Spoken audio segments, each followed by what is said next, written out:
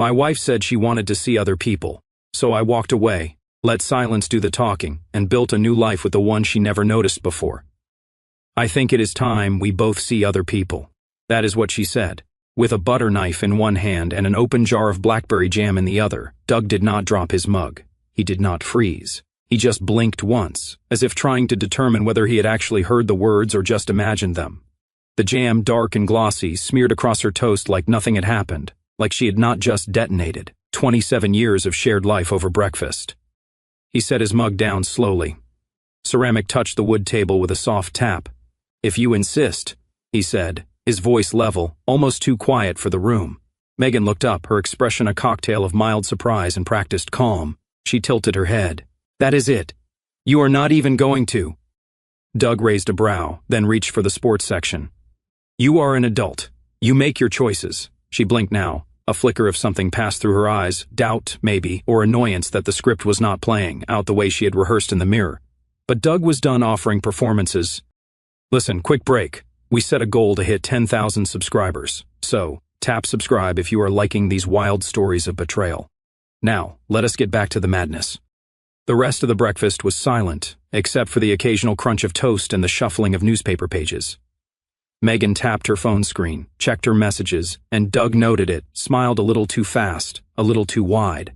By 9 a.m., she was out the door, said she was meeting the girls for yoga. Funny, she had not mentioned yoga in months. Doug sat there for another 10 minutes after the door clicked shut, not moving, not thinking, just processing. Then he stood, walked to the hallway, and opened the cedar drawer where he kept the backup case. Not to the house, to the lake house. That evening, the call was not long, just a few sentences, a pause, a breath.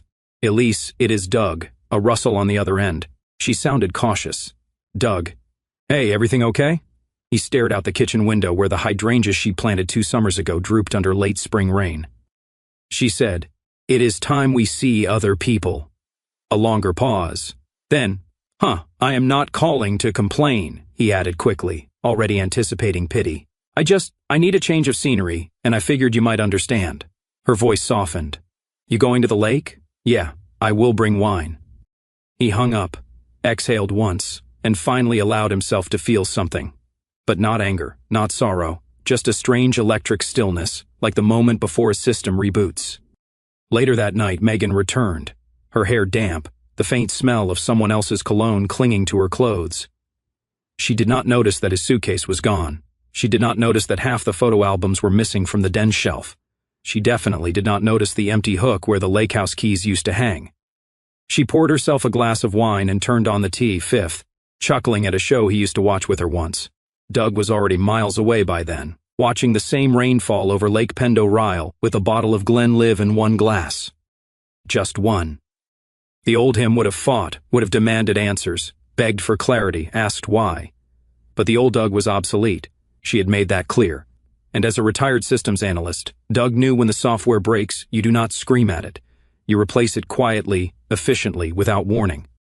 And sometimes, just sometimes, you restore an older version of something far more valuable, something stable, something loyal. He looked at the fireplace, then down at the screen of his phone, a message from Elise for words, "Leaving now." "Bring matches." Doug smiled for the first time in weeks. The next morning, Doug opened the closet, pulled down a single duffel, and laid it on the bed.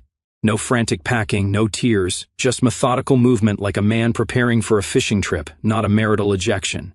He selected his clothes, not by sentiment, but by utility. A few button-downs, a pair of hiking boots, his old flannel robe. He did not touch her side of the closet, did not even glance at it. Then came the photo albums. 4 of them, each leather-bound and dusted from years of disuse. They were not on display. Megan said they cluttered the shelves, but Doug had always liked them.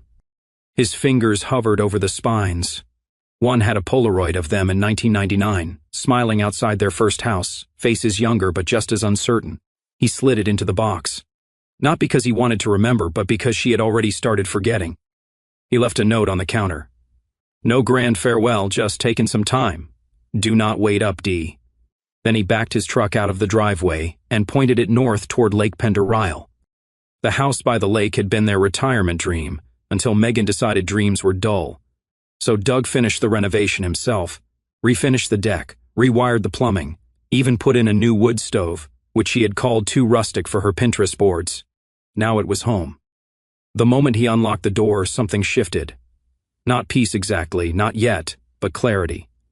He walked inside, opened the windows wide, and let the wind erase whatever scent she had left behind on his shirts. By noon, Elise arrived. She did not knock. She just stepped inside with a bag of groceries and a look that said, "I knew she would do this eventually." "You want coffee or something stronger?" Doug asked, gesturing to the liquor shelf. She raised an eyebrow. "It is 11 a.m. exactly." They drank coffee on the deck, watching a pair of loons drift by on the water. Neither of them talked about Megan. Not directly, just enough silence to say, "We do not need to." Back in the city, Megan was already rewriting the narrative. At brunch with her yoga friends, she sighed dramatically between bites of arugula salad. "Doug is going through something," she said, "a sort of late-life crisis. Isolation, maybe. You know how men get after retirement?" They all nodded, sympathetic, predictable. But later that week, her friend Joni sipped a mimosa and casually mentioned, "Oh, I passed by your lake house the other day. I think I saw Elise's Subaru in the driveway." Megan froze for half a second, barely enough to notice, but the twitch in her left eye betrayed her. "Elise," she repeated too evenly. "No, she said she was visiting her sister in Portland." Joni shrugged. "Maybe she stopped by. Cute little spot, though. You guys ever stay there?" Megan smiled tightly. "Not for years." Back home, Megan stood in front of the hallway mirror for an uncomfortably long time. She did not like the way she looked lately. Not tired, just faded. The kind of look a man forgets after enough quiet breakfasts and invisible evenings. Her fingers hovered over her phone. She considered calling Elise, but did not. Instead, she scrolled through her messages until she reached the one from Jeff. Work retreat. She stared at the last photo he had sent him in a hotel gym, shirtless, flexing. It suddenly looked cheap. At the lake, Doug stood barefoot on the dock, skipping stones across the evening water. Elise was inside making something that smelled like rosemary and garlic. He was not smiling, but he was not frowning either. He just looked steady, unshakable, the kind of man a woman forgets at her own peril. The snap of the screen door echoed like an old memory, familiar, sharp, and strangely comforting. Elise stepped into the lake house kitchen with 2 canvas bags looped over her arm and a bottle of Pinot Noir cradled against her ribs. She wore her usual denim jacket, hair in a loose twist, no makeup. Not because she did not care, but because she never needed it. Doug looked up from the stove. He was boiling water for pasta, or maybe just pretending to. "You always bring wine," he said. "You always act surprised." She smirked, setting the bottle on the counter. "Still drink it with ice?" He paused. "Only when I want to be judged." She laughed, that low, raspy kind of laugh that had always caught him off guard. The kind that sounded like it belonged in smoky blues bars or in quiet kitchens, not at brunch tables with Megan and her curated circle of judgment. They moved easily around each other, like they had been doing this for years, cooking, chopping, uncorking bottles. They did not talk about Megan, not yet. Instead, Elise asked about the lake house upgrades, the new insulation, the refinished floorboards. She noticed the old photo of Doug and Megan by the fireplace. She did not comment on it, but he saw her glance linger. By the time the fire was roaring, they had moved to the couch, 2 glasses deep, watching the flames like they held answers to questions neither of them was willing to ask. Doug broke the silence first. "Do you remember that night?" Elise did not look over. She did not need to. "Which one?" He hesitated. "The hospital, after the miscarriage." She inhaled slowly, almost imperceptibly. "Of course I do. It had been 20 years ago. Megan had lost the baby at 16 weeks. Doug had been wrecked, quietly, inwardly, the way men are trained to suffer. Megan had cried for days, but eventually moved on like it was a season that passed. Elise, on the other hand, had shown up with soup and stayed until 2 a.m. They sat in the kitchen, him and Elise speaking barely a word. At some point she had reached out, just touched his hand. Their faces had been inches apart. He remembered the way her eyes looked in that moment, sad, yes, but also fiercely loyal. Protective. "I should have kissed you," Doug said quietly. Elise did not flinch. She took a slow sip from her glass and set it down. "You were not mine to kiss." They sat in silence again, but it was not empty this time. It buzzed like the second before thunder. Outside, rain tapped lightly on the roof. Eventually, Doug leaned back and let his head rest against the cushions. Elise stood, grabbed a blanket from the chair, and draped it over him without a word. "Sleep," she whispered. "You look like you have not in years." She left the fire burning low, turned off the kitchen light, and disappeared into the guest room. Doug did not wake once. Back in the city, Megan sat in her car outside a wine bar with Jeff from work. She checked her phone. Still nothing from Doug. Her lips curled into a smirk as Jeff said something arrogant and empty. She laughed louder than necessary. But her eyes drifted to the rearview mirror and stayed there. Not because she cared about traffic, but because she did not like the way her own reflection looked under dim parking lot light, like someone watching something slip away. Something she thought she had caged long ago. Megan never liked silence. Not the real kind, anyway. The kind that did not pause. It just vanished. Doug's silence was not wounded. It was worse. It was comfortable. 3 days had passed since he left. She did not call, did not text, told herself it was strategy, not pride. Let him sulk, she told her friend Casey over soy cappuccinos. He will come around. But Doug did not sulk. Doug disappeared. By day 4, Megan's thumb hovered over his contact. She did not press it. Instead, she reached for her oldest trick, social probing. "So, Elise," she said that Friday during their post-tennis brunch. She said it casually, as if Elise was a loose end in a story she barely remembered. Casey blinked. "Have not seen her in a while. Actually, she skipped brunch 2 Sundays in a row, said she was out of town."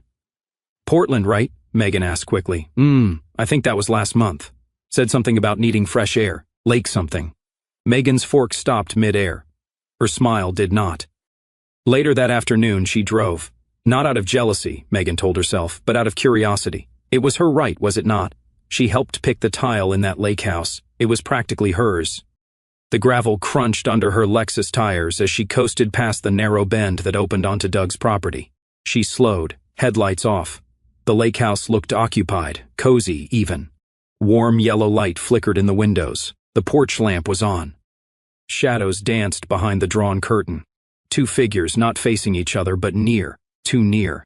Doug's silhouette leaned in briefly. The second figure's hand lifted, wine glass maybe. Megan's stomach twisted. It was not a violent jolt. It was precise, like something calibrated, inevitable. She parked a few 100 feet away and got out. Cold air bit her ankles. She walked quietly across the grass until she could just barely see inside. 2 plates on the table, steam rising from a cast-iron skillet, a fire roaring in the hearth. And then Elise stepped into view, hair down, wearing one of those oversized cardigans she always claimed was just for home. Megan did not move. She just stood there watching the glass fog slightly from inside. She called Elise's phone. No answer. Again, voicemail. By the time she got home, her hands were shaking, but not from cold. She poured herself a generous glass of wine, opened Instagram to distract herself, and stopped mid-scroll. Doug had posted. He never posted a single photo. Grilled salmon on cedar planks, a bottle of Red Lake in the background. But it was not the food. It was the wine glass on the table, one full, one half full. The hand resting near the stem of the second glass wore a silver bracelet, Elise's bracelet, the one Megan had given her for her birthday 5 years ago. Suddenly, the silence was not mysterious. It was humiliating. Doug had not vanished. He had recalibrated. She had not lost a husband. She had forfeited a witness, one who now had better company. Megan shut her phone off, dropped it on the marble countertop, and stared out the window. But the city lights looked dimmer tonight. And the silence? The silence now grinned. The morning sun was cruel. Megan sat in the kitchen, robe clinging too tightly, espresso cooling untouched. Her phone lay face down on the table like it had betrayed her. In a way it had. Doug had not responded. Not to the first message, not to the second, not even to the one she almost deleted twice before hitting send. "Can we talk?" Maybe I was rash. She timed it carefully, 8:06 a.m., right when she knew he would be sipping his second cup of black coffee, scrolling headlines with military precision, like always. But Doug did not bite. 8 hours later, when she nearly convinced herself he had not seen it, her phone buzzed. Just once. No typing bubbles. No ellipses of hope. One message, 4 words, no need. You were clear. Megan stared at the screen so long it locked itself. She unlocked it again just to confirm he had not said more. He had not. No curiosity, no anger. No. What do you mean, Rash? Just that maddening surgical sentence. You were clear. And he was right. She had been. She delivered her little bomb at breakfast with a dollop of jam and a smug tone of modern empowerment. She expected confusion, protest, drama, but Doug recalculated, and now he was gone. No begging, no pleading, no breakdowns, just gone. She stood abruptly, knocking her chair sideways, and stalked into the den, poured herself a splash of bourbon, even though it was barely noon. Her hand shook as she typed the next message. "Are you seeing someone? No punctuation, no explanation." She had sinned and stared. Watched the delivered stamp appear, and then nothing. No read receipt, no reply. Just the cold glow of her screen like a digital shrug. Minutes passed, then 20, then 1 hour. She refreshed his Instagram. No new posts. She checked Elise's. Still private. Always private. Megan clicked unfollow, then follow again just to reset the notification. Maybe Elise would see it and feel something. Another hour passed. Still no reply. She walked to the mirror in the hallway. Her reflection stared back. Elegant, composed, controlled. But even she did not buy it anymore. The moment cracked when she muttered, "He is bluffing." Then, without warning, she hurled her phone across the room. It struck the wall near the bookshelf, splintering the corner of a framed photo, her and Doug at a fundraiser 6 years ago. She stared at the cracked glass, at her own smile frozen next to his. It used to be hers, that smirk, that quiet steadiness in his eyes. Now it belonged to someone else. Someone who cooked salmon with him on cedar planks and laughed in soft, private spaces. Megan paced the living room, chewing at a thumbnail. The silence in the house was not peaceful. It was mocking. Every quiet corner whispered. You thought he would chase you. You thought he would break. You thought wrong. She glanced at the wall clock.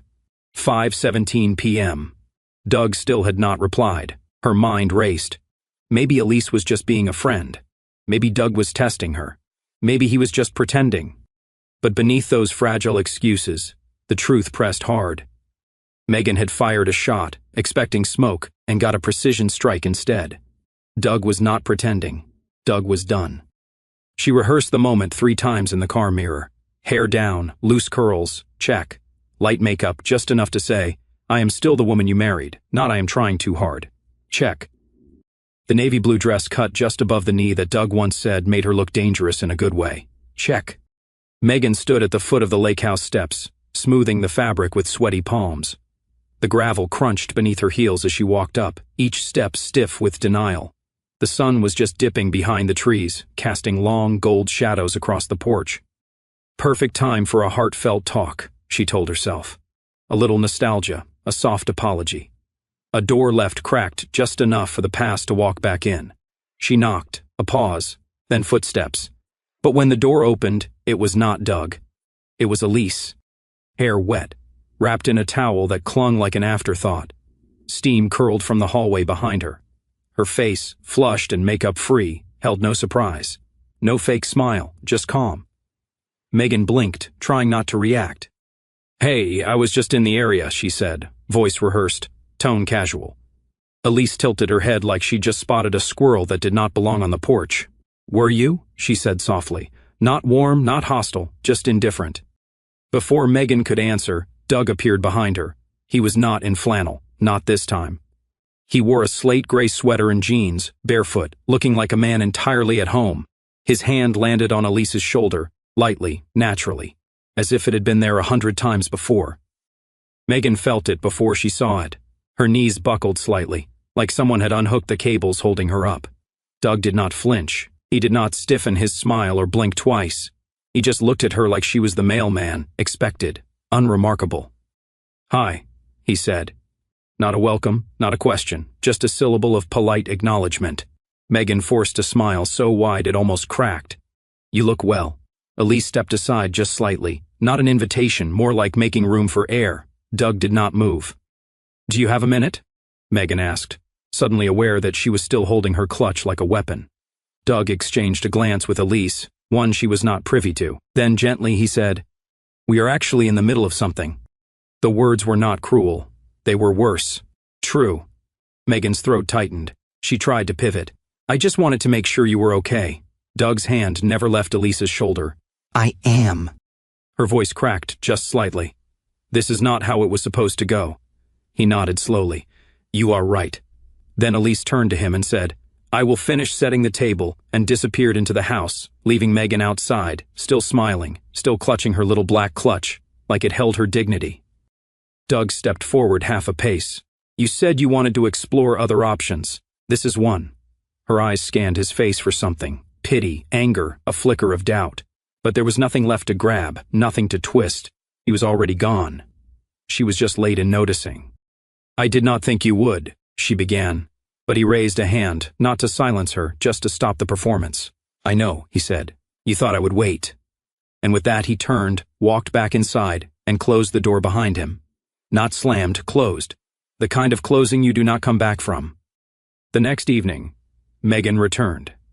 She did not knock this time. She stood at the threshold of the lake house like a woman trying to reclaim something she never fully owned. She had spent all day rationalizing. "They are just playing house. It is nothing real. He is hurt. He is reacting." But hurt men do not serve wine in decanters and light cedarwood candles before dinner. Doug opened the door himself, without surprise or annoyance. "Elise is making halibut. You can stay if you are hungry." The tone was formal, civil, the kind people use with ex-colleagues or neighbors or ghosts. Megan hesitated, half expecting Elise to protest, but she did not. She simply emerged from the kitchen carrying a ceramic dish, set it gently on the table, and laid out 3 plates. Megan noticed the napkins were cloth, folded into triangles. Elise always folded hers that way. They sat, Doug at the head, Elise to his left. Megan, uncertain, took the seat across. It felt too far to reconnect, too close to hide. Conversation hovered at 10,000 feet. Doug asked about her car's tire issues. He had noticed the wear last winter. Elise complimented the dress Megan wore. Megan offered thanks like it tasted wrong in her mouth. No one mentioned a thing between them, that jagged smoking crater in the middle of the table. It was Megan who finally broke the script. She set her fork down, still untouched, and leaned forward. "Doug, I have been thinking about what we had." Doug did not stop cutting his fish. "You have had time to." "I did not mean." He looked up, calm, unbothered. "You wanted other options. This is one of them." A silence fell so thick it felt engineered, like the room itself had paused to hear what would come next. Elise said nothing, but she looked straight at Megan. Not cruelly, not smugly, just directly. Megan felt the weight of it, the accusation not spoken, the question not asked. "Why did you throw it away?" She reached for her glass, realized it was still full, and placed it back down. Her fork scraped the plate once as she adjusted it, and then rested beside the untouched food like a flag of surrender. Doug reached for Elise's hand casually beneath the table. It was not meant for show. It was just normal, routine, something real. Megan's stomach clenched, not from hunger, but from the sudden understanding that she had walked into a scene, not a conversation. She was not a participant. She was an audience, a forgotten character watching the sequel unfold. When Elise rose to clear the plates, Doug stood with her. "Thanks for coming by," he said. Not, "Let us talk again." Not, "This is not over." Just, "Thanks." Megan nodded mechanically. She rose outside. The wind had picked up. The trees whispered things she did not want to hear. As she walked to her car, Megan glanced back through the window. They were laughing at something. Not loudly, just enough. And in that moment, it hit her. Not like a crash, but like a slow, cruel leak. She had not just lost him. She had made sure someone else found him. She waited until midnight to write it. The house was dark, except for the amber glow of her desk lamp. Megan sat hunched over the oak writing desk Doug had given her for their 10th anniversary, a gift he had customized with secret drawers and dovetail joints back when he still believed in permanence. She wrote longhand, the way she used to when apologizing meant something. Her pen scratched across the page with urgency, the loops in her handwriting growing messier the more truth she tried to hide in elegance. It was not an apology, not exactly. It was a plea disguised as reflection. Pages of half remorse, selective memory, and strategic guilt. She mentioned the miscarriage. She mentioned how people change, how marriage is never simple. She wrote that she had made a mistake, but only because she thought they had both given up. That she never stopped loving him, that maybe there was still time to fix what was broken, that he did not need to make things final. She signed it with her full name, folded it twice, no envelope, no perfume. She drove out to the lake house under a moonless sky, headlights carving a pale path through Pine Line Road. Gravel crunched like bones under her tires as she coasted up to the mailbox, the same one she painted a soft green in the year they bought the place. She slipped the letter in and paused. Some childish part of her expected the air to shift, for the trees to whisper some hint of mercy. They did not. She drove home without looking back. The next evening, Doug and Elise sat by the fireplace, the kind of quiet between them that only exists when no one needs to be entertaining. He sipped bourbon. She read a dog-eared novel. Outside, snow flirted with the edges of the deck. Elise stood and walked to the front door. "Mail is here." She returned with a few catalogs, a gas bill, and the letter. She held it up like a curiosity from Megan. Doug did not react. He took it, unfolded it, and read every line in silence. No frown, no smile, no anger, just stillness. When he finished, he looked into the fire. The flames licked at the logs, hungry and wild, casting gold across the stone hearth. Doug stood, walked to the edge of the fireplace. Without a word, he fed the letter to the flames. The paper curled instantly, blackening along the edges like a photograph dissolving in acid. Elise watched but said nothing. He stared into the fire for a long moment, then murmured, more to himself than her, no more false chances. Then he sat down again and reached for her hand. Not in response, not in reaction, just continuation. Outside, the wind stirred, but the house held steady. Megan did not receive a reply. She would not. She was not supposed to be there.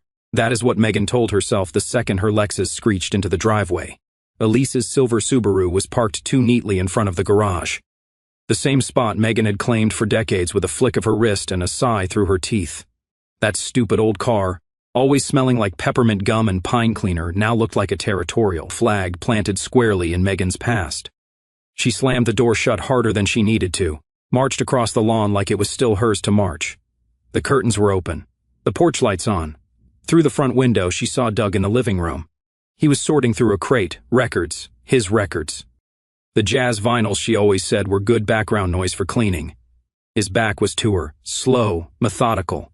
Elise walked in from the hallway, arms full of tools, his tools, the ones Megan had moved to the garage cabinets years ago because they cluttered the vibe. She set them on the couch like she knew exactly what belonged to him.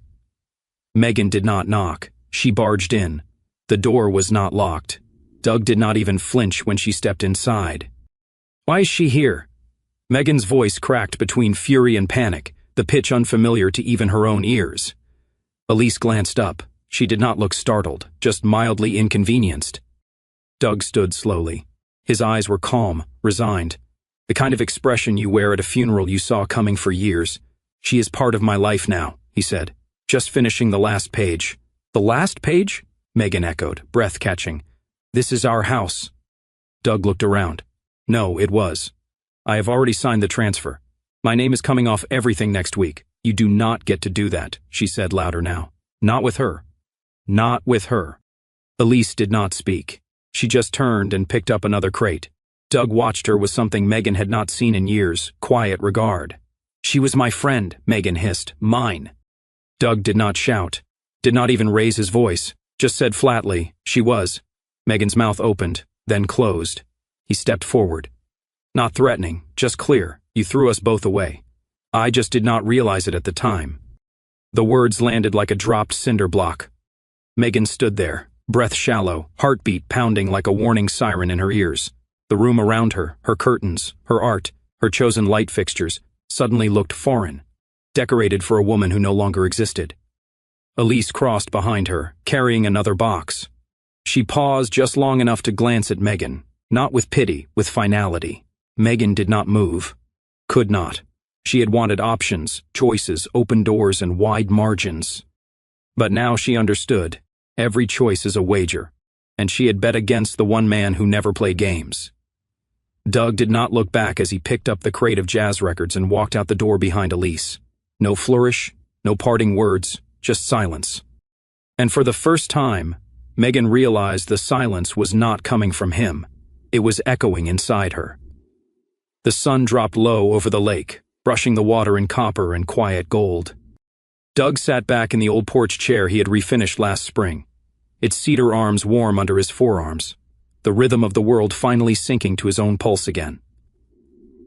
Next to him, Elise cradled a mug of tea, Earl Grey, strong the way she liked it, and stared into the horizon with that steady, unreadable gaze of hers. They did not talk much that evening. They did not need to. Every word that mattered had already been said in the spaces between them over the last few weeks, in late-night cooking and shared playlists and porch repairs and fireside glances. There was no performance, no overt declarations of anything. Just two people quietly sinking after decades of being orbiting satellites, close enough to see, never allowed to touch. Doug reached over and laid his hand on hers. No squeeze, no dramatic pause, just rest. Elise glanced down.